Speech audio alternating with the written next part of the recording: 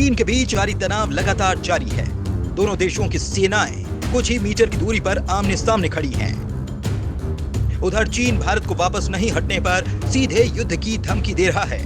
ऐसे में एक सवाल ज़हन में उठता है कि अगर युद्ध हुआ तो क्या वाकई रूस भारत की मदद करेगा? ये सवाल इसलिए क्योंकि 1962 के युद्ध में रूस दोनों देशों में से किसी के साथ नहीं खड़ा था। तब सोवियत संघ का पतन नहीं हुआ था और वैचारिक स्तर पर चीन रूस काफी करीब थे। आज की तारीख में जब एक बार फिर से चीन और भारत के बीच तनाव है और सोवियत संघ कई देशों में बढ़ चुका है, तब भी उसके लिए किसी के साथ खड़ा रहना आसान नहीं है। 1962 के युद्ध को रूस ने भाई और दोस्त के बीच की लड़ाई कहा था।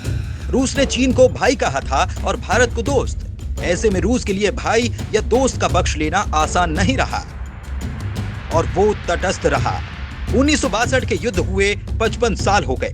आज जब एक बार फिर से डोकलाम में भारत और चीन की सेना आमने सामने हैं, तो क्या 55 साल बाद रूस का वही रुख रहेगा?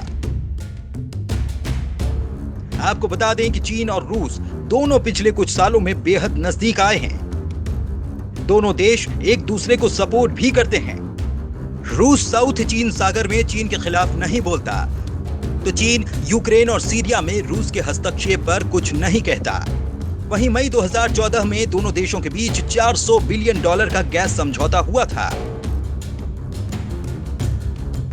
इसके अलावा बात करें डिफेंस डील की, तो रूस से चीन को भारी संख्या में सैन्य हथियार मिल रहे हैं।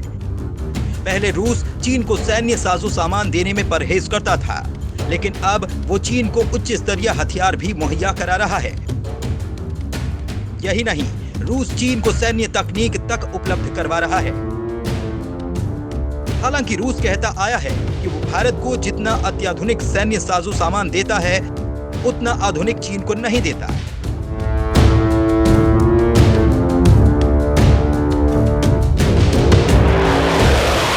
जैसे रूस चीन और भारत दोनों को सुखोई विमान देता है। रक्षा विशेषज्ञों की माने तो रूस से भारत के नेहरू के समय से ही भावनात्मक संबंध रहे हैं। आज भी भारत रूस से ही 70% हथियारों की खरीदी करता है।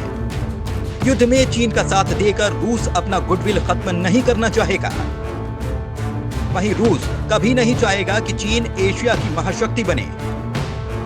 हालांकि 1969 आमूर और उसरी नदी के तट पर रूस और चीन के बीच एक युद्ध भी हो चुका है और इस युद्ध में रूस ने चीन पर परमाणु हमले की धमकी तक दे डाली थी।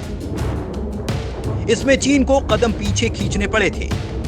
दूसरी ओर यूएन के सुरक्षा परिषद में आज भी रूस भारत का खुलकर समर्थन करता है। इन सब बातों को देखते हुए चीन और रूस के रिश्तों की तुलना में भारत और रूस की मित्रता का पलड़ा भारी है।